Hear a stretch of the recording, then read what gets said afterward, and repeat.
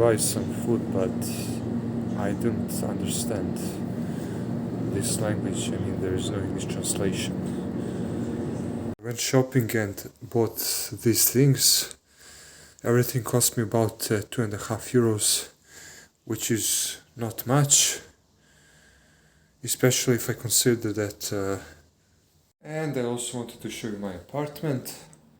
Here it is.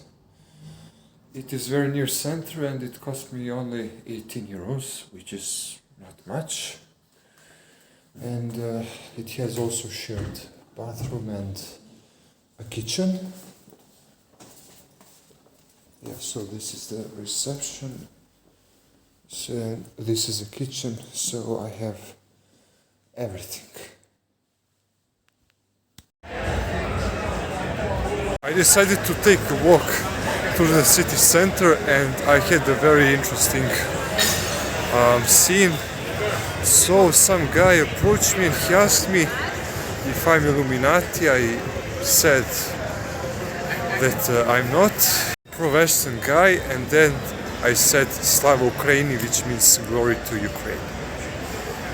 It's about 11:30 and I'm going to visit 2 museums before I head to Vilnius. I don't have much time, so I will be quick. This museum is dedicated to military history of Latvia since the Middle Ages. So here we can see various instruments that were used in battle. There is an armor here. This is uniform from 14th century, I suppose, because there is number 14 and 15 also. So it's 14th or 15th century. These are Latvian schools like cities. It's how they used to look like in 18th century. Comes from the 18th century. Again, cannons, rifles. Latvian riflemen battalions were formed in 1915 after Germans entered Latvia, which was part of the Russian Empire by then, and they fought against Germans.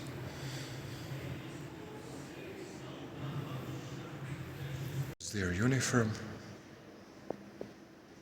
Latvian riflemen were used in Soviet Russia after the October Revolution to maintain order and suppress any rebellion. Latvia started the War of Independence against the Bolshevik Russia in November 1918 after it proclaimed independence. Here we can see a military uniform of Latvian soldiers during that war. This part of the museum is about World War II, as you see.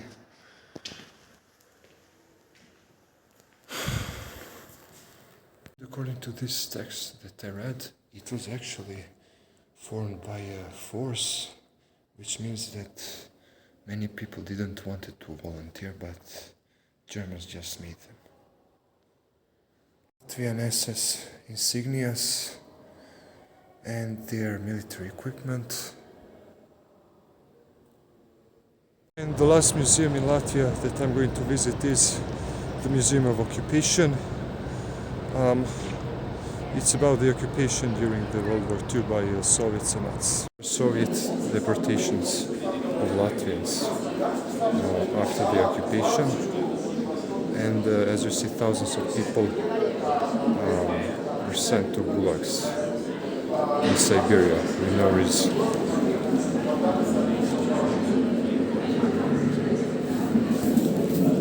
After World War II, there was a resistance against Soviet rule, and members of that resistance were hiding in force. That is why there are these things over here.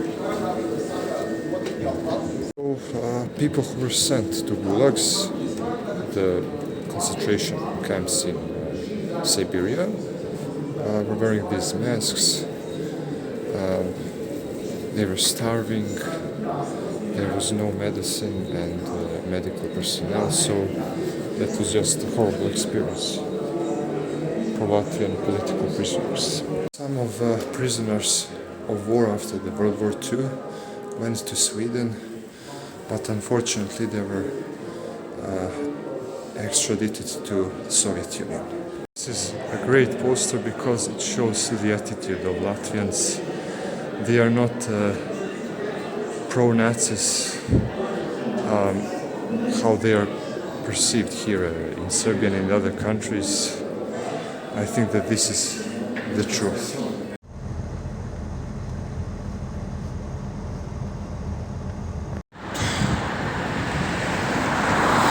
In Vilnius it's a bit cold and windy, but I will make it. I need to cross this bridge. I'm at my apartment, which is literally at the center. So, and I paid 2 nights for 60 euros. It's not much big, as you see, but I really like the fact that it is at the center. It means that I'm not going to walk too much today and tomorrow. Lunch, I bought this macaroni for 3 euros. It's 300 grams and I think that the price is okay. It's 10 a.m. Yesterday I didn't record much in Vilnius because I was exploring Riga the same day and I thought, that it was enough, but today I'm going sightseeing. And I think that it's going to be interesting, especially because there is a castle nearby. For the first time in my life, I attended an Easter ceremony in this cathedral of St. Theotokos. And, the feeling was great. I felt inner peace and like the God was with me. And I really want to do it, again, more often. There is a reason why it is so good to go to church and to attend these kind of ceremonies. You see, it's a bit rainy and cold, around 5 degrees Celsius, which I suppose is common here in Baltic countries, since it's far north in Europe. But it will not stop me to explore the city. I'm going to visit the, I don't know the exact name, Tower of King Gendaminas. Here you can see a fortress from the medieval times. Sign of the bastion. Here we can see some brief history and how the bastion looked like. Helmets and armor from the 17th and 18th century that were used by Lithuanian soldiers. According to this text that I read, the TV screen behind me, the big deal about this tower that was built in the 16th century was the fact that it was very difficult to be destroyed because the ramparts were laid with brick, and that is why it could resist heavy artillery fire. According to legend, there were basilisks in the underground vaults of Vilnius who were killing their people with their stare, and they would devour them. Here we can see how basilisks allegedly looked like. For example, here, as you see it, it's a dragon with the head of, what's the name of the, I don't know. And now, I'm at the top of this tower. I can view the city from here. It's not the best weather, but never mind. And there's a great panoramic view from here. We can see the whole Vilnius. Ponds. Unfortunately, I can't get closer because of the mud, but still, it's beautiful to watch from here. I'm in front of the Palace of Grand Dukes of Lithuania, which now serves as a national museum, and I'm going to visit it in a few moments. Here is a water supply network that was built somewhere in 1530s. This is how it looked like. According to this text, Lithuania became a kingdom in the 13th century, and the only king was Mindaugas, who ruled until his murder, and he was the first ruler, and he also accepted Catholicism. You can see a nice portrait of Jerzy Radziwiłł. He was a bishop of Vilnius and later Krakow. This is a portrait of Anna Jagiellon, Polish and Lithuanian queen, and this here is a portrait of Sigmund the Old, who was Polish-Lithuanian ruler. Both of them ruled in the 16th century. I'm climbing to the observation tower. Please, I need to record the view.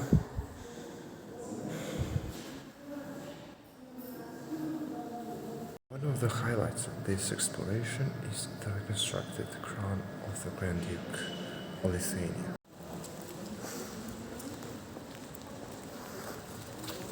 It's time for lunch, and I decided to eat at Katpetele restaurant because I can find cheap zeppelins, that is the name of their national dish, with the high quality. Here it is. This is a champignon sauce, and I am ready to eat. It has meat inside, and with this it's a great combination. It's enough. Definitely value for money.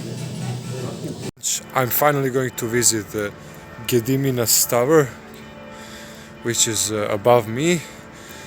The climbing is free, but if I want to enter the tower, the entrance is 8 euros. 4 euros for students, of course. Lift to climb there, but I just don't want to. It's more interesting to go there by foot, and I just don't want to pay any money. The entrance to the hill, and now I'm climbing it.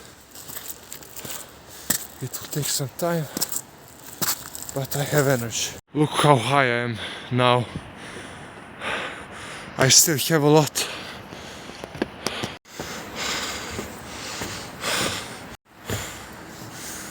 Okay, I'm there. Finally. Look at it. I don't know if it's closed. Maybe it's closed because of the Easter. Okay, I'm here. So Grand Duke of Lithuania Gediminas sent letters to various cities in Germany, and he informed them of creation of Vilnius. That was the first ever mention of this city in 14th century.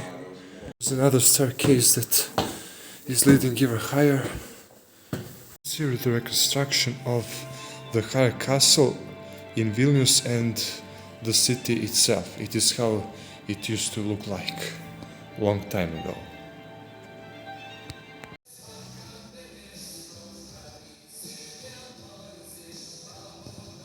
These are messages about Lithuanian-Ukrainian friendship in these hard times for Ukraine. Finally, the reason why I climbed this hill was to get to the top of this tower. You can see literally the whole city. Just look, everything is there.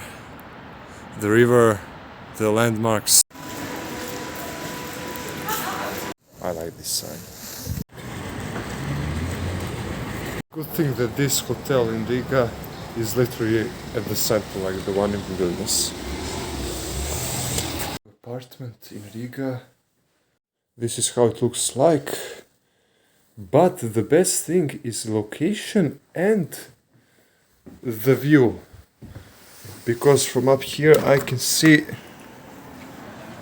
the Freedom Monument up there. I paid only 25 euros, which is very small amount of money considering the fact that I'm in the soul center of Riga. The name of the hotel is Liberty, if somebody wants to get here. Now it is time to try the traditional Latvian dessert, which is honey cake, and I think that I can find a good one in this Martin's bakery behind me. Took it, it's in front of me, the traditional cake, and it costs only €1.34, which is funny. I think that even in Belgrade it wouldn't cost that much. For so little money you get so big quality. I just cannot understand, you know. So cheap, so affordable and so good at the same time. This is not a sight that you can see in many capitals. It looks like more some kind of, countryside thing. And there are birds here. Yeah, pure nature.